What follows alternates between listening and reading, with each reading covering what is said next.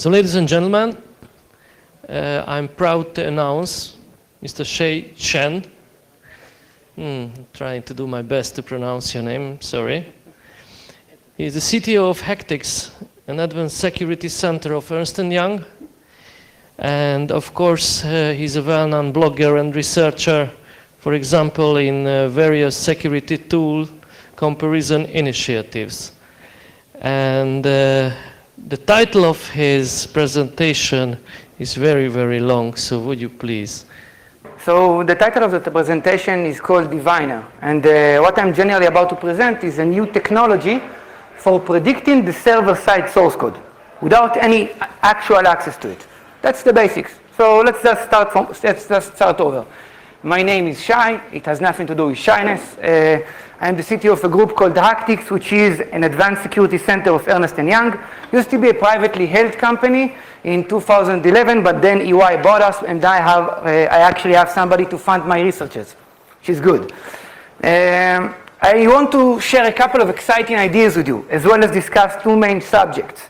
The first subject is a new set of information gathering attacks called divination attacks, which in general enable testers to gain access to the structure of the server-side memory, the structure of the server-side processes, and even to the server-side source code, all using nothing but black box techniques, without any actual access to the server.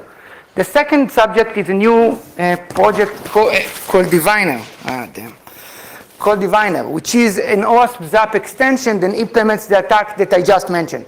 So before we're going to delve into the details and explain the mechanics of the new attacks, I want to show you what the end result looks like. What do you gain out of the whole process that I'm going to discuss in the following hour?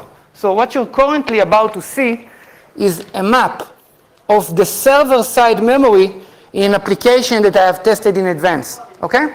What you can currently see is values that are stored in the database, values that are stored in session variables, in files, in static variables, values that cause exceptions, reflections. You can see all that without actually testing the application. Now,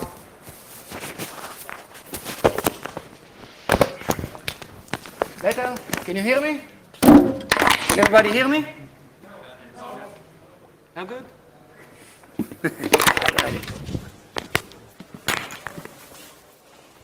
Didn't expect that.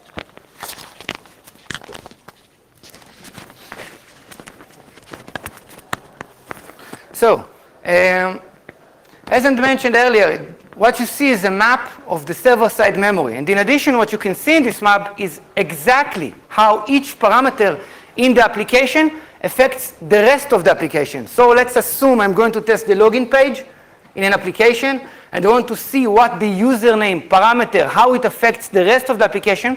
All I have to do is to click it, and I can immediately see how it affects each and every component in the entire application. Does it cause an exception? Is it reflected in the output? Does it delay the execution in a couple of seconds? Does it change the content or any other behavior that you want to see? All that without actually testing or before testing the application. So there's a problem that this solution solves. Okay? There's a problem. And the problem that I'm talking about is a bit different than the problem which is usually the focus on information security talks. I'm not discussing the consumer or the fact he is not aware of his surroundings. I'm not discussing developers or the fact that they're not aware of security mechanisms that they should implement. My problem, or our problem, is the tester, the pen tester, or more accurately, the limitations of the tester's decision-making process. In order to properly explain what limitations I refer to, let's go over the processes that testers actually do that require them to make decisions. Let's go over the penetration testing process. So during a penetration test, a tester needs to go through several phases, perform several operations in order to cover as much territory as possible, in order to detect as many vulnerabilities as possible. He has to do operations such as fingerprinting, Google hacking, automated scanning, fuzzing, and a wide variety of additional operations. But eventually, at the end of this process, or maybe in the middle, the tester gets to the part in which he needs to perform the main phase of the test, which is manual testing. Nobody actually relies on any automated tool to do the entire job. We need to work ourselves. And it's not like after we got to the manual testing phase, we completed half the job. No, we still have a lot of job to do, a lot of tests to perform. How many tests? That's a good question, if you ever ask yourself. So it depends who you ask. According to OWASP, attacks and vulnerabilities, probably the biggest list I know, there's at least 64 different attacks to perform, most of them on each and every parameter. There's 165 different weaknesses, potential weaknesses, different from each other, okay? According to CWE, there's more. According to WASC, there's 34 attacks, then there's 15 weaknesses. If you add lists such as Wiki or OWASP testing guide, you'll get more and more, you'll add more and more to the pile. So we tried merging all those lists into one unified list that tells us which attacks do we need to test, what do we need to perform. And we got to a list that contained over 100 different attacks. And for those of you who don't believe me, take a look. 100 different isolated attacks that most of them we need to perform for each and every parameter in the application. So let's do the math. Let's assume we're testing a small-sized application, somewhere around 20 pages. And let's assume that we have 3 parameters on average in each page. So if we have to perform, I'm sorry for the math test, it's not going to be long. If we have to perform 100 tests for each parameters and we have 20 pages, it means 6,000 tests, which is a lot, but let's say we have a time frame of a week or two, we can put it off. We can probably perform the most important test, even though it's a lot of tests. But if we take a mid-sized application or something larger than that, we'll end up with a lot more. Let's say we'll take an application of 100 pages, not 20 pages. We'll end up with 30,000 tests. 30,000 tests. Now, I'm pretty sure we can do it in 2 weeks, and in my opinion, you can do it in 2 months. So, obviously, in the real world, testers can't test each and every attack manually for each and every parameter. We have to find other ways to solve our coverage problem. So, how many testers do we have in the crowd? How many pen testers, white hat hackers? Raise your hand. 2? It's Hacktivity, guys. 2, 3? Okay, you're ashamed. So, obviously, testers don't perform everything manually. They use various techniques to narrow down the areas that they should focus on and to cover the rest of the areas automatically. So, tools or processes the testers use include experience, intuition, and luck, sheer luck, devil's luck, but obviously those are subjects I won't cover in this presentation. Testers also use automated scanners, or as you all recognize them as web application vulnerability scanners, which are great tools that can perform a lot of tests on a wide range of URLs and parameters. There's fuzzers that present plenty of information for the tester, which it includes responses and behaviors of the application as response to different payloads. And there's information gathering processes that help the tester realize or locate areas that are most likely vulnerable. So be able to invest this effort properly. Now, ask yourself, how many hours have you spent chasing leads in penetration tests that don't exist? Like you found something that looks like a lead that might be vulnerable. You wasted half the day. Eventually, you found out it was nothing. Now, what we're trying to do is solve it in a manner. But the current processes do provide some sort of solution. Although they're good, they contribute to the quality of the test, there are certain limitations that prevent the overall solution from being complete. In order to understand what those limitations are, let's go over the advantages and disadvantages of each one of those tools. Now, let's start with scanners. Automated scanners, as I mentioned, are great. They allow us to perform a wide range of attacks on a wide range of URLs. However, a tester is not a human. A tester needs a pattern that he can recognize in order to detect an attack. A scanner that doesn't have an SQL injection detection plugin can't detect SQL injection attacks.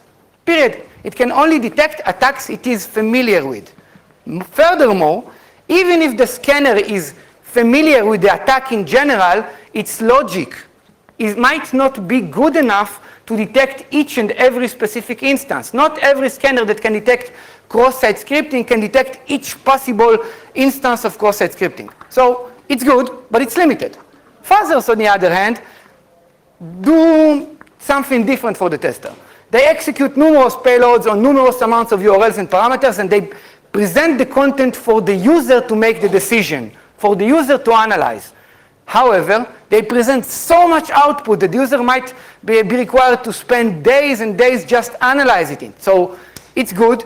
It's another perspective. It allows the user to use his mind to decide whether or not a location might require or might justify more investment in time. But they provide so much content, and it's difficult to analyze that the contribution, sometimes it's more work than benefit. Again, depending on which tool you use and in which scenarios.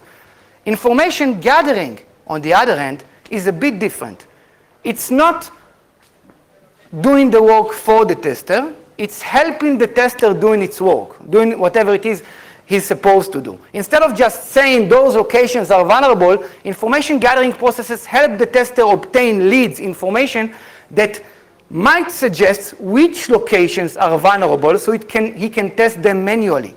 Now, let's divide information gathering into two main categories. Now, there's passive information gathering, which is generally processes that use non-intrusive means to obtain information. They generally gather things that are out there, such as HTML comments, information from search engines, nothing that really attacks the application. And there's active information gathering processes, which actually include attacks that attempt to extract more information, such as fingerprinting, file and directory enumeration, brute force attacks. But active information gathering also include manual processes that are performed whenever we test any vulnerability. We actually performed some method of active information gathering during the manual assessment phase. For example, let's explain what I mean. Let's say we're trying to see if a specific parameter in a page is vulnerable to SQL injection. We might send something like an input with a quote or a time delay payload and see how the page behaves. The page might respond with an exception, might be delayed, what might have an abnormal behavior, an abnormal content, and we learn from this information that we extracted and decide upon the response whether or not we should invest more time in that area. Now, the problem is, this is a great tool. It enables us to use our mind. In my opinion, probably the most powerful tool in the pentester arsenal to see if a location is vulnerable. It's not limited by patterns. Testers can actually detect attacks they're not familiar with. They can see something suspicious and again go and search more about it, learn more about it, ask a friend or whatever. But this powerful tool, probably the most powerful tool, is only used in specific locations which we test manually. So it means that the most powerful tool we have is not used on the entire applications, only on small fragments. And the less efficient tools we have, without underestimating any one of them, are used on the entire application. So we do our best for a small fragment and the rest for the rest. So we believe that there's a missing piece in the puzzle of penetration testing, that there's a phase that we don't perform that can really contribute to the process. And we believe that this phase is tied up to Mr. Big. Now, I initially tried to force the acronym, the initials, on Miyagi. I did everything I could, but I ended up with Mr. Big. And you all think you know Mr. Big, but do you really? What Mr. Big stands like is massive recursive behavior information gathering. Okay?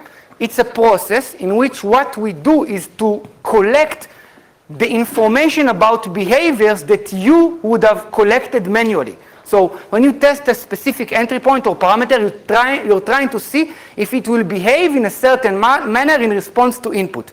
We're implementing a process that collects all these behaviors and presents it to you in a visual manner that will enable you to make decisions based upon this information quickly and efficiently. Now, in order to better demonstrate what it is that we're doing, let's take a look at the following vulnerability. Now, I'm assuming that you all know what SQL injection vulnerabilities are. By the way, apologies in advance. This presentation is designed to be presented to pen testers, security researchers.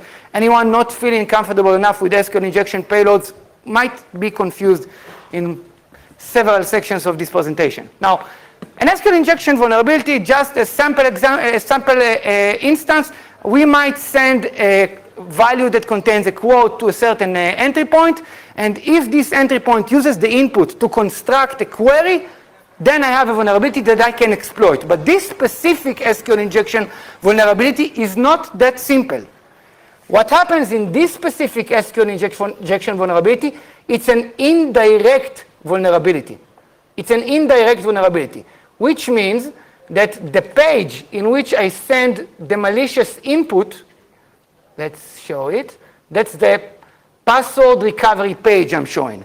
The page in which I send the malicious input does not compose a query at all.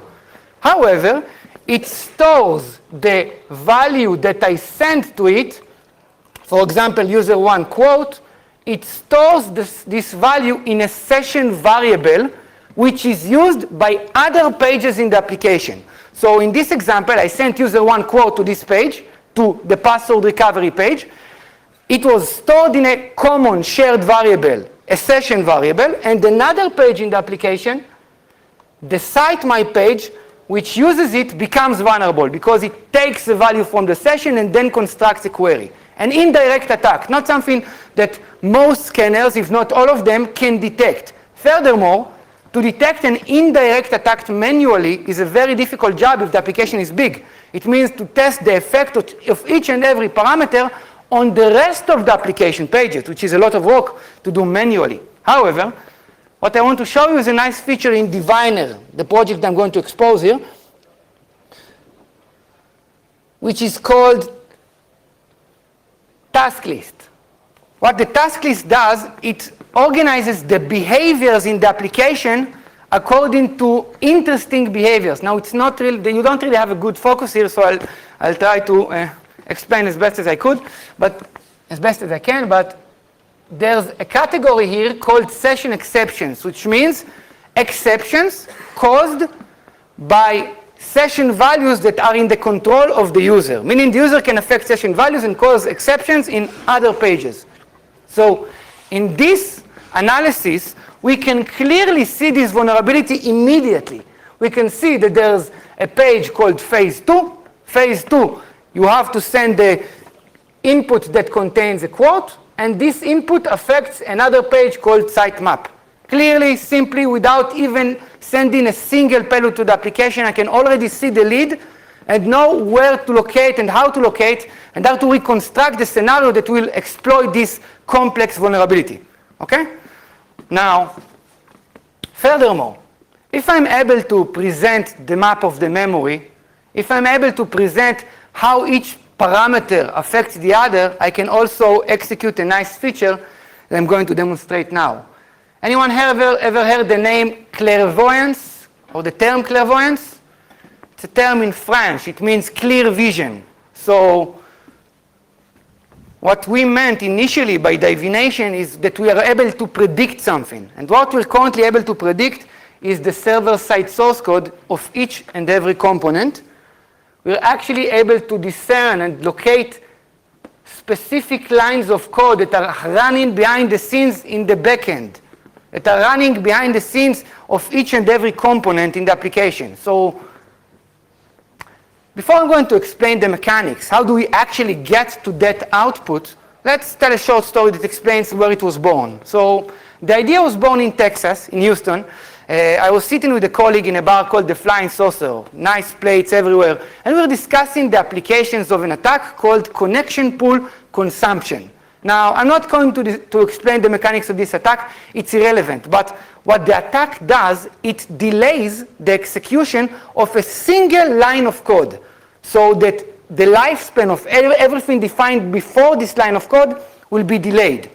And then it dawned on me that if we manage to perform an attack that delays a specific lines of code, that there's a secondary conclusion. It means that this line of code exists. Think about it. If there's a vulnerability and I manage to exploit it and prove that it exists, it also means that the lines of code that might have created such a vulnerability exist behind the scenes. So initially, we thought to use this insight in order to convert the results of scanners of various automated tools into code. But then, after we thought about it a bit more, we realized that every behavior the application has, everything, can be converted into code. Even simple actions such as redirect operations or actions such as input being reflected in the output or exception, everything can be converted into code. So in order to actually obtain information that will enable us to present the entire source code, or at least a large portion of the source code of a website, we have to detect enough behaviors in order for us to provide quality content. Now, when I first got into the field of application security, my mentor, a guy called Ofer Maor, taught me that the best type of information that I can disclose is the source code. If I get the source code, there's pretty much I have everything. Because if I get the source code of the application, I know how the application interacts with its various components. I know which technologies are used.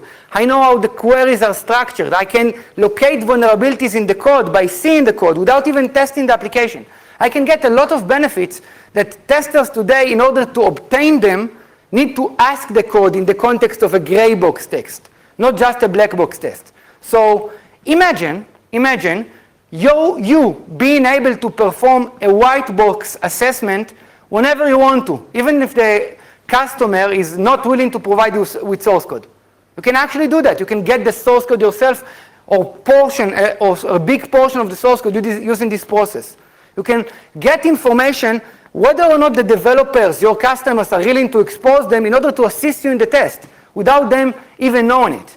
So the process itself can really help us obtain information that can allow us to make better decisions, to invest our time properly in the test. Now, before I'm going to explain exactly how it works, let's see a short demo of exactly what this tool gives us in the context of this application. So I've executed this tool, Diviner, on an application called Puzzle Mall. It's just a demo application, nothing special about it. And what the tool actually did, Diviner is an extension of OAuth's Zap proxy. For those of you who are not familiar with the product, it's a competitor of Burp. Think about it that way. And in Zap proxy, since we test it or use it as an interception proxy, there's a history. There's a history section that stores all the requests and response that we got from the application or sent to the application. Now, Diviner hooks into this history module and attempts to re-execute each and every request that's in there. Now, what happens is that the process itself, it's quite intrusive, but not intrusive as a scanner, enables us to see results about the application that we probably couldn't have gotten in any other way except this process. So we can view the source code of various components.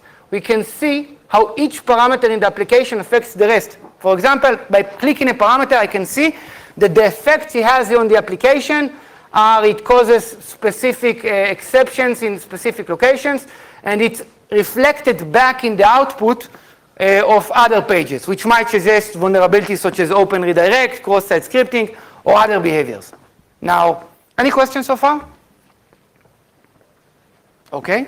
Now, in order to properly understand how does it work, what we do, as I mentioned earlier, we attempt to replicate or reconstruct or send each and every request in the application. So let's imagine there's a history tab with like 20 requests. Request 1, request 2, request 3. What we do is to send an input to the first parameter of the first page and check how it affects the response of the same page. And then send a value to the first parameter of the first page and then checks how it affects the second page.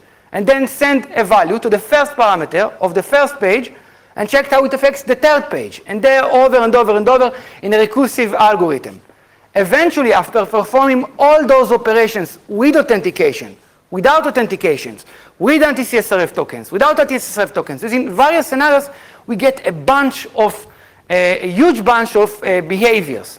Now, on these behaviors, what we do, we have a bunch of behaviors. We're trying to convert those behaviors into various visual representations, source code, memory maps, process connections. And the way we do that, behind the scenes, each behavior can be caused, can be generated by certain lines of code. It doesn't necessarily mean that each behavior has to correlate to a specific line of code. There might be different options. For example, if we have a behavior in which the server replaces a session identifier. It replaces a session identifier in the cookie. It can be several lines of code. It can be a Java line of code such as set header, which replaces the session or replaces a variable in the cookie, but not necessarily kills the previous session. And it can be a line of code such as invalidate, which replaces the session but also kills the previous session. So in order to know exactly which line of code it is with a high probability, we verify each and every behavior that we find. So in the example I just gave, what we'll do is actually we'll try and see if the previous session is alive, and if it's alive, we're going to raise the probability that it's a set header line of code. And if it's not alive, we're going to raise the probability that it's an invalidate line of code. Eventually, we'll end up with a bunch of behaviors and probabilities that suggest what is the code behind the scenes with high probability or with the highest probability. And that's exactly what we'll present to the user. Now, like I mentioned, it's not the real code. It's something we predict. We predict this line of code, this source code presentation. It's actually pseudocode, and you can convert it to different languages. If you prefer to see the code in Java, you can do that. If you prefer to see the code behind the scenes as ASP.NET, you can do that as well. So you can see the source code in a manner that can suit your choices. And the best way to use it, let's say I'm going to test a specific page, let's say the login page. And usually I would have sent an SQL injection payload. But using this process, just by viewing the code, I can know whether or not the page actually uses a database connection. There's no point sending SQL injection payloads to a page that uses LDAP. And we can know which technologies are running behind the scenes by looking at the code. So it can help us really perform more efficient penetration tests. Instead of just wasting time throwing payloads that won't work, we can see which payloads are more likely to work. Now, just to clarify, I'm not suggesting to stop working like you used to. I'm not suggesting that you should stop using your intuition, experience, or luck to decide which payloads to execute on each and every entry point. I am suggesting, however, that you perform this process first. It will be much easier to see exactly where the leads are and test relevant attacks and thus trying payloads based on luck or whatever it is you've been using right now. Now, Diviner is an open source project. If you want to get to the homepage of Diviner, simply Google Diviner, Google code. Otherwise, if you Google Diviner, you'll get to some terrible, terrible series. I wouldn't recommend that, that's for sure. So, Diviner, Google code, you'll get to Diviner homepage. See if it works. Get to Diviner homepage, there's videos that present exactly how to use it. There's explanation, documentation. Soon we will create a wiki that explains which behaviors are converted into which code and also allow you to participate in case you have ideas we don't have. You can also get updates on Diviner from Hacktivity website, from the product page in the Hacktivity website. Okay? And finally, in order to properly install Diviner, in order for it to work, you need Zap proxy. Obviously, it's an extension for Zap proxy. And you need Java 1.7. Otherwise, it won't work. Okay, guys, that's pretty much it. Some future plans we have. as I mentioned earlier, Diviner really excels in detecting leads for indirect attacks, complex attacks that currently automated scanning tools, especially open source tools, can detect. So we're currently cooperating with 2 open source projects of scanners in order to provide them an XML database that will explain which scenarios the scanners need to perform to detect those complex attacks. So the way it will work, you will run Diviner, you will export an XML database, you will load or import the XML database in a scanner of your choice, something that supports the format, and then you'll be able to use the logic of the automated scanner to detect those complex scenarios. It's also good from a performance point of view, since instead of sending numerous payloads from the scanner and overflowing the application, you can actually target the areas that are most likely vulnerable, instead of just bombing the application with millions of payloads. Any questions? Okay, guys, hope you enjoyed. Enjoy the rest of the conference. That's it.